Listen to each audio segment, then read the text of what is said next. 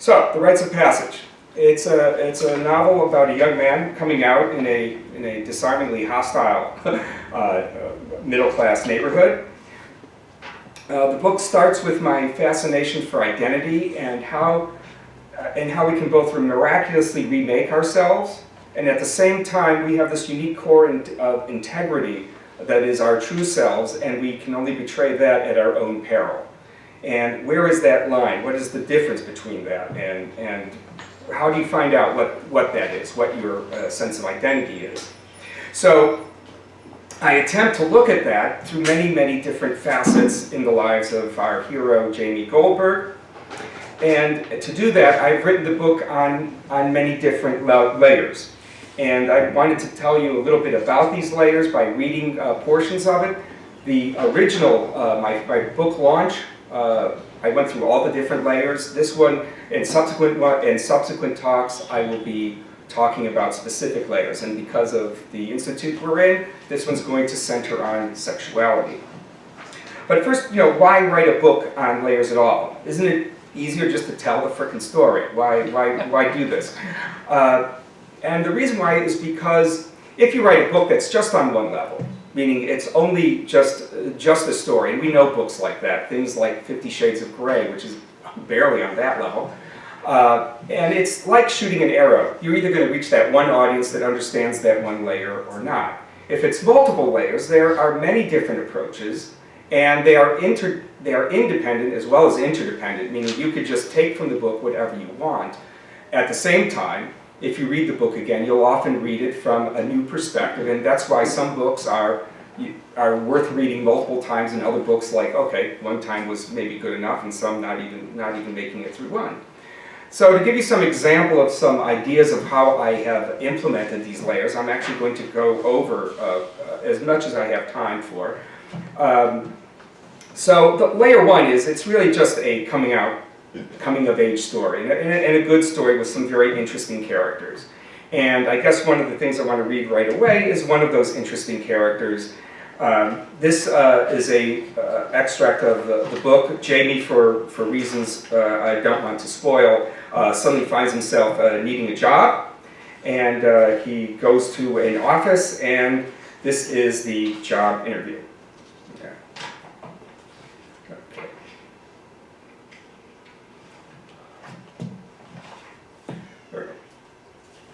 I sat in a small room. Past the solid white plastic door, the windowless room was barely big enough for the two swivel chairs on either side of a plain gray metal desk with an adding machine and a stack of papers. I was feeling a little uneasy, unsure if I was the Goldberg that Mr. Kaufman was expecting, since the receptionist didn't even bother to ask my name. I couldn't possibly be the only Goldberg in Oak Park, which was a predominantly Jewish neighborhood. Eventually, in walked a large man holding a sheet of paper, my application. He closed the door after him. He was a tall man with a prominent mustache. His head was a large reddish egg draped with sides of dark gray hair. Based on the rest of his body, he would have been skinny if not for the balloon-shaped protrusion from his belly. "Hi, I'm Shell," he said, offering his hand. After he sadistically shook my hand, Shell edged his way into the chair behind the desk. His belly hung over the top. "Hello, I'm James Goldberg." "James?" Jim." "Right, Jimmy. Have a seat. I heard from Marjorie you want to work at the bagel factory." "Well, if you have an opening." "Well, as a matter of fact, I don't. But maybe for the right person we'd make one. Capiche?" Unsure, I nodded my head anyway. "I have your application here. You're a good student." He glanced at the paper. "Studying political science." It runs in the family. I come from a politically active family." I tried to cover up being in the theater, thinking it was too fey for bagel work. "I see you certainly volunteered in a lot of political campaigns. Have you ever baked bagels before?" No. "No? Bakery experience?" "No." How about food service?" "No."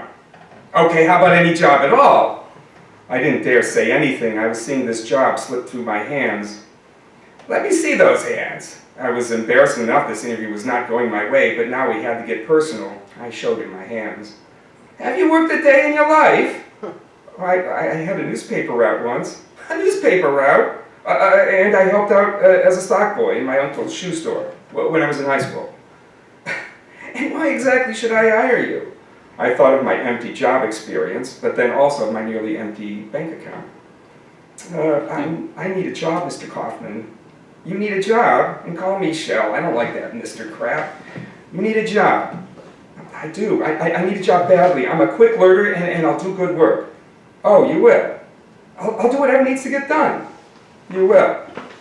I don't know how else to say it. I need this job. Well, what do you need it for? Well, I have to support myself through college and I don't know who else to turn to. I need the work. I learned to be a good worker. My father's a construction electrician in the IBEW. Really? My brother Sam's a member of that union too. Maybe they know each other. It doesn't matter. The guy's a bum anyway. You want to bake bagels? Yes, absolutely. Well, it isn't fun, and those pretty hands of yours will get calloused. I can learn fast. I relaxed. I felt I had some chance. I'm going to spend all this time teaching you to make bagels. How do I know you won't just turn around and get a new job at like a bank or some sissy sit-down work? I bristled at the sissy comment, but outwardly trudged on in pursuit of the job. I hate banks. You do? Well, don't hate banks. It's a moronic thing to do. But you're in good company. Shell glanced upwards at the ceiling. Well, what kind of commitment can I make to you? Well, it'd be nice if you could hang around 6 months. But I can't stop you from... You'll be out of here the first chance, I know. The pay's lousy. Sid up here's a cheapskate. I love the guy, but he's cheap. Gives us Jews a bad name. Capiche? Capisco. I felt it was beginning to go my way. Huh? Oh, I understand. Well, I don't know. I got your application. I'll see what I can do for you, young man. I can't make any promises. He then stared at me long and hard. Why do you have to support yourself all of a sudden? My parents stopped supporting me. What? You've been a moron to them or something? Oh, I suppose so. Well, I don't like morons. Well, but maybe you're okay. Do you think I can get a job? Hard to say. You have no experience. It would be a huge risk. But it isn't every day a stray walks up on your doorstep. You need a chance. Maybe I got one for you. I'll talk to Sid and let you know. So, on that very surface level, it's just a good Midwestern story with some good hearty Midwestern characters with New York accents. Another layer I would like to just touch on really briefly is the political and social commentary layer, because there's also a political element to this as well. I want to just I want to quote the reviewer Constance Zaber, who in the Forward's review said the novel is unflinching in condemning its overt bigots and well-meaning liberals whose tolerance is only extended as far as their own comfort will allow. Jamie's mother, a white Jewish woman and a crusader for the civil rights movement, is at once lauded for her politics and taken to task for placing her son in physical and emotional harm. Such complexities and their willingness to understand the world and its uncomfortable truths are the hallmark of Taylor's writing. So let's briefly meet this champion of civil rights. And this is going to be the first chapter, so supposedly it needs no introduction. Detroit, Michigan, spring 1970. I'm sorry, Mrs. Goldberg, it's against the school rules. Mrs. Bradford's temples were pulsating. I, Jamie Goldberg, was her least favorite student. I was as annoying as a precocious 10-year-old student could be. Too smart for my own good, but not smart enough to make life easy for myself. She regularly humiliated me in front of my classmates, leaving me to wonder if I would ever belong to anywhere. Mrs. Bradford enjoyed thwarting me with brute strength, if not mental superiority, but my mother was a force she was unprepared for. You can't let me take my own son out of school, scolded my mother. Her small 5'1" frame, bobbing red hair, and outrageous blood-red designer coat with a black tentacle fringe made her look more menacing than her size. The tall, gray-haired Mrs. Bradford towered over my parent. He's not sick. He's perfectly well. There is no reason to take him out of school, Mrs. Goldberg. Stopping a war isn't a reason to take my son out of school. No, it isn't. You won't let me take my son out of school? No. I saw my mother relax. I couldn't suppress a smile because I knew Mrs. Bradford had lost. Okay then, just try and stop me.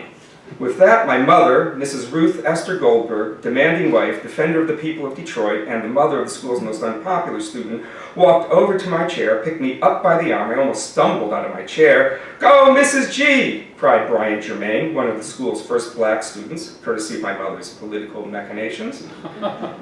"We're going," she said, and she hauled me out of class. Amid hoots from the other kids, Mrs. Bradford ran to the school intercom, yelling something I could not hear because within an instant I was out of the room.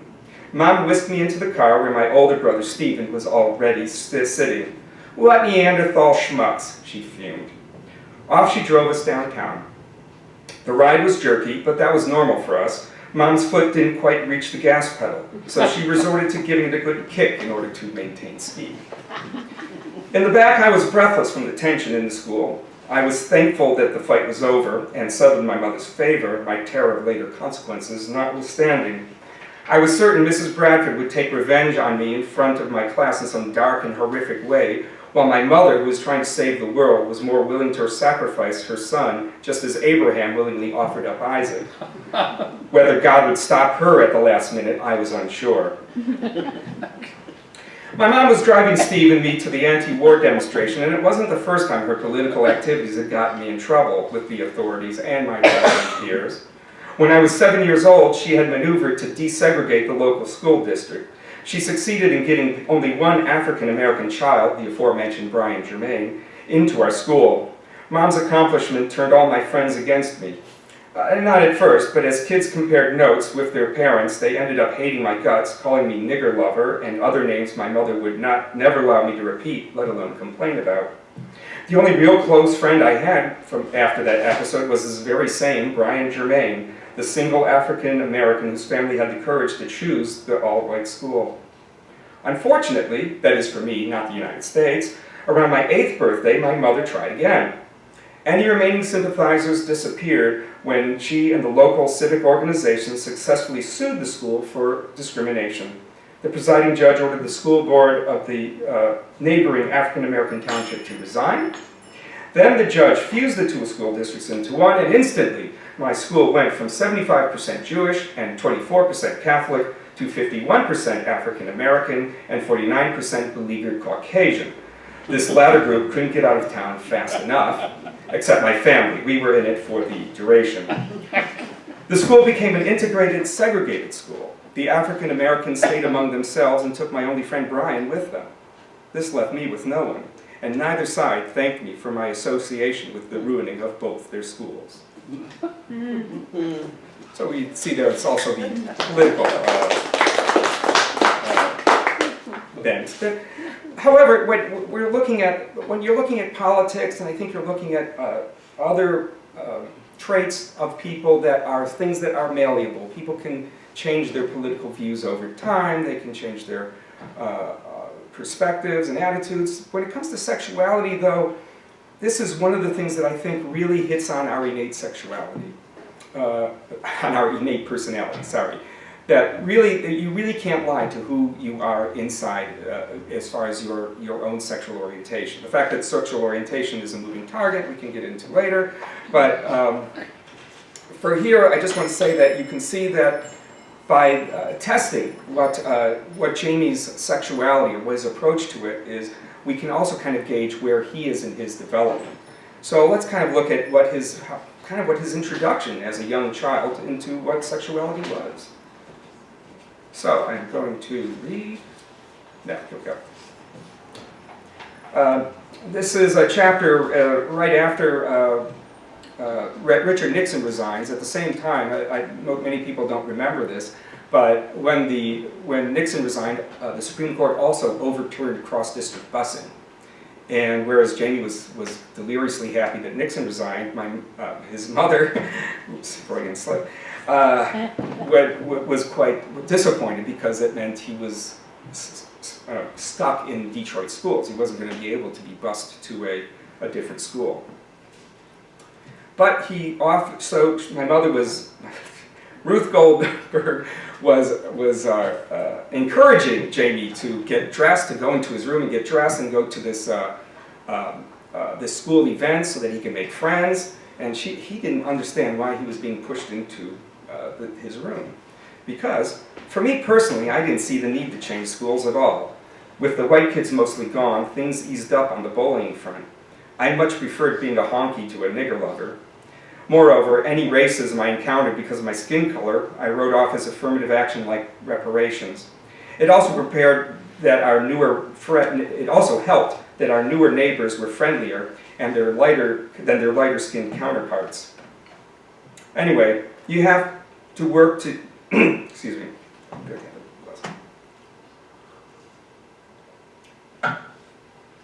Anyway, you have to work to do before you go out tonight, she smiled. Sorry, Mom? I couldn't imagine what she meant.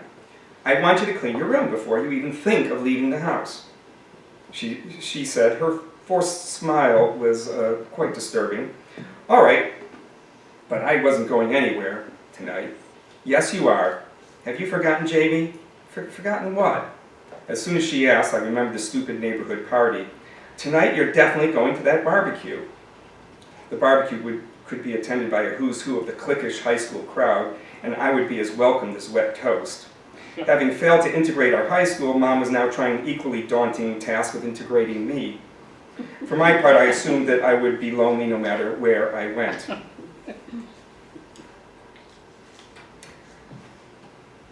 I felt different not just because of my skin color, but because my secrets set me apart and surrounded me in perpetual weirdness, just how weird I was about to discover.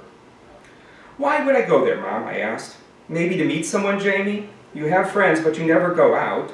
You don't ask anyone to come over. How can you expect to find a girl for the prom if you're always in front of the tube?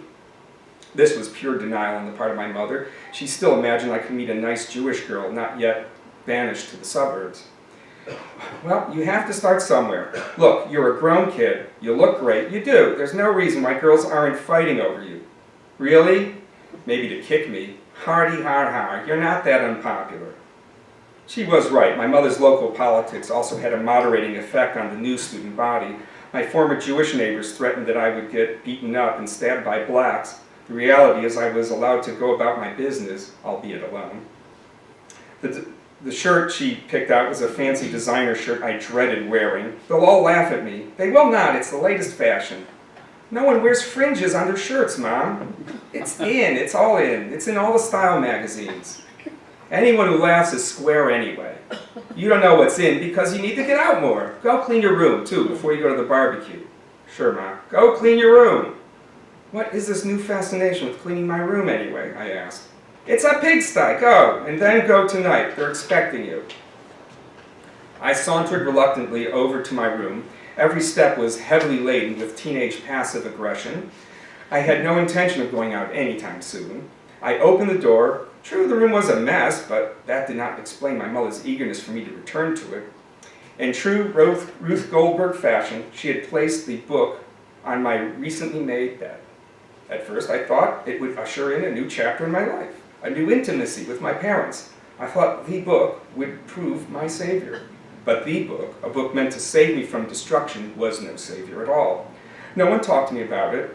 There was no introduction, no discussion. It just laid there. The title of the book was titillating enough. Everything you always wanted to know about sex, but were afraid to ask. The author was a Dr. Rubin. Was my mother daring me to have sex with a girl at the barbecue? Maybe she had assumed I already had.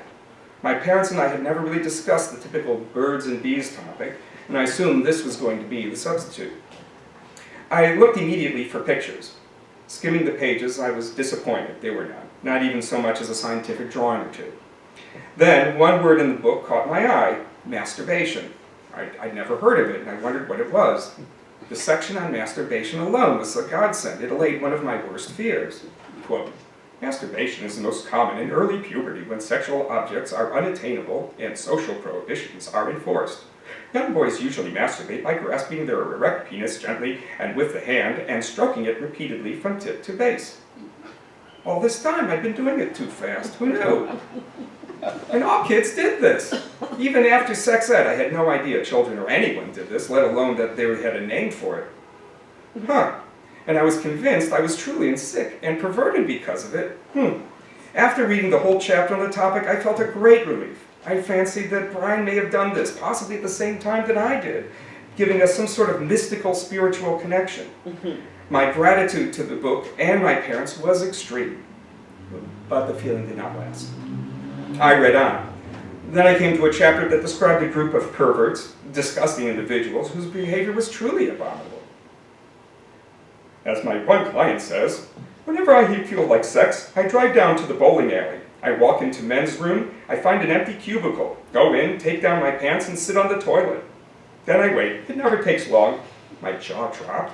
Pretty soon, another guy sits down. I watch his feet. If it's a gay guy, he'll slide his foot over and nudge mine. He moves over to my cubicle and sucks my penis. That's how it ends. Sometimes I suck his penis, but usually I just go home. No feelings, no sentiment, no nothing. As I read, I became more alarmed and frightened. It wasn't masturbation I should have been worried about. It was the thoughts during masturbation.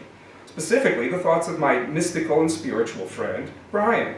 Of course, I had no fantasies of meeting Brian in a bowling alley. Well, not yet anyway.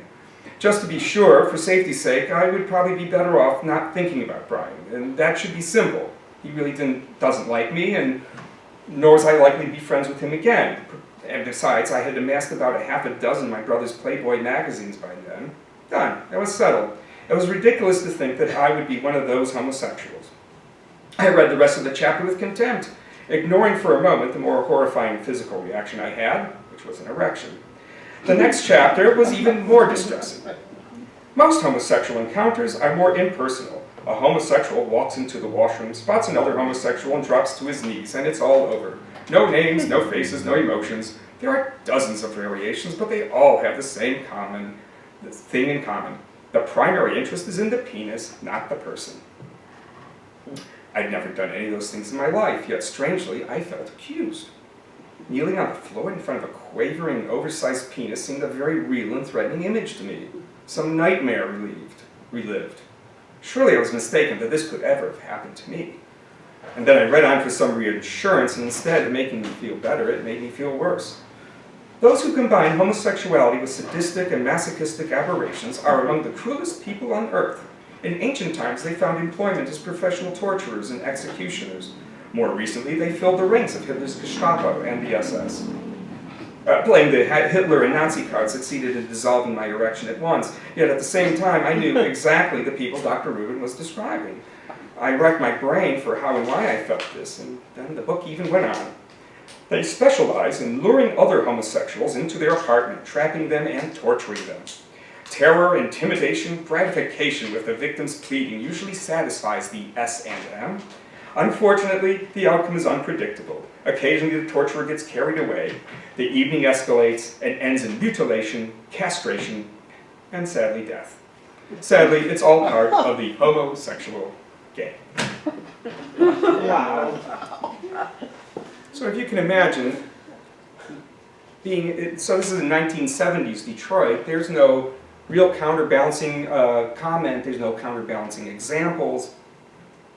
So when he suddenly finally realizes, much against his will, several years later, that he really is gay, or he really has these feelings of being attracted to men, he comes up with the idea that it's probably better to be dead. So he tries to commit suicide once, he's thwarted. He tries to commit suicide again and is thwarted again, and then he comes up with an idea for a third attempt. And this, he thinks, is a brilliant plan because he learned it from the very book where he learned that he probably should commit suicide. He makes a plan to meet someone. I started to feel uneasy and regarded the entire arrangement. Why did I arrange this meeting in public where I was known or at least recognized? I wanted to meet at my house. My parents were away in New Orleans for a political convention. At home, the deed, or deeds, I had no idea what it would take, could be done quickly. Looking at the empty space across from me, I fidgeted in my seat. I began to feel a kind of anticipatory embarrassment. I should never have invited someone I didn't know to a place that knew me.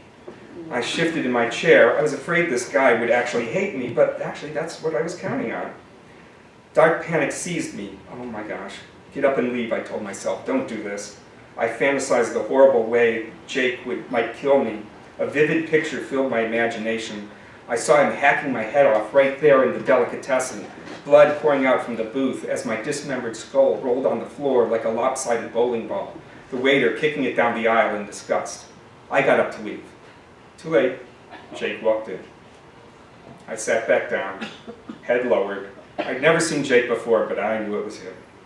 Even though I could barely look, I could swear that he crossed the room. Everyone in the deli stopped and stared at him. He was tall, sauntered through the restaurant like Gary Cooper in High Noon. He stuck out like a smoking gun, and I could feel everyone's jaw-slackened expression as he approached my table. My death would not go unnoticed. Waiters would tell the police. My personal Grim Reaper noticed me. He marched toward my table, his presence proclaiming me guilty forever. He was very old, 30 at least, but a sharp-looking man, muscled, severe, penetrating eyes, visible through predictable Gestapo-like glasses. He looked every bit the role of the criminal sadist the book described. Dressed in black leather, he was gross, disgusting, sexy. Dr. Rubin would have approved. The dark creases in his face made him all the more fearsome and attractive. He had a crew cut.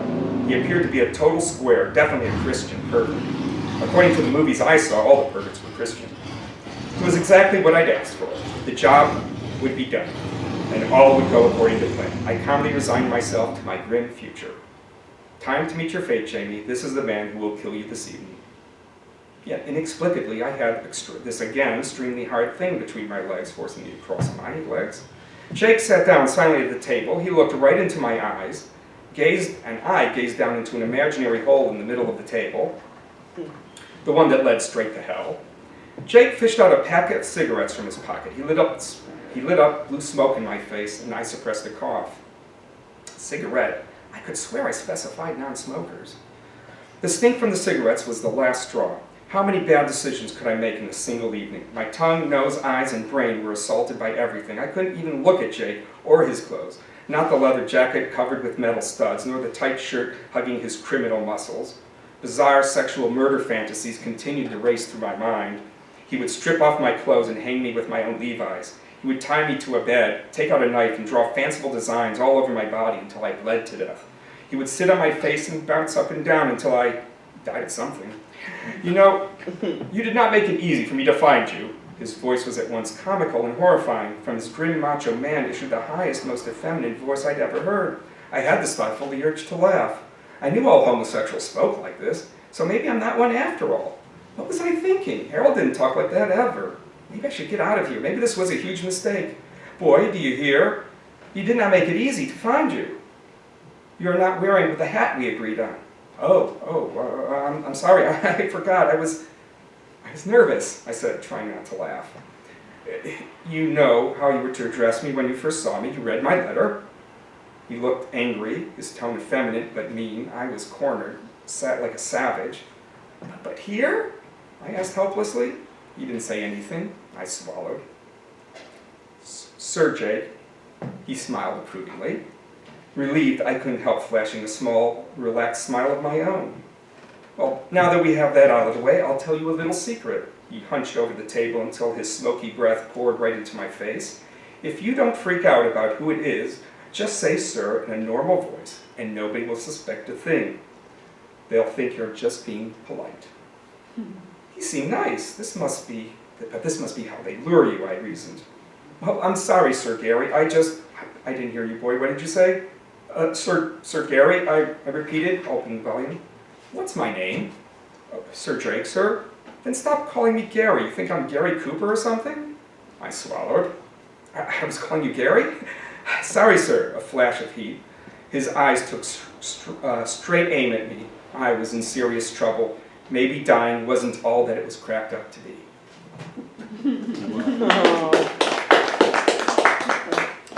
And of course, that his hope for someone to kill him actually goes kind of awry, and he actually ends up running away. And through a miracle of accidents, he ends up he ends up taking home a male prostitute who runs into his car. You'll have to read the book to find out how that fun happens. And he just wants to get rid of the guy. He doesn't know how he got in his car, and he wants rid of him. So the next day, he's just mollifying him, whatever he wants. The guy wants beer from him, so he gives him money to buy beer, because of course he's too young to buy beer. And finally, the guy says, "Okay, I'll leave you alone if you just give me a ride home." Great.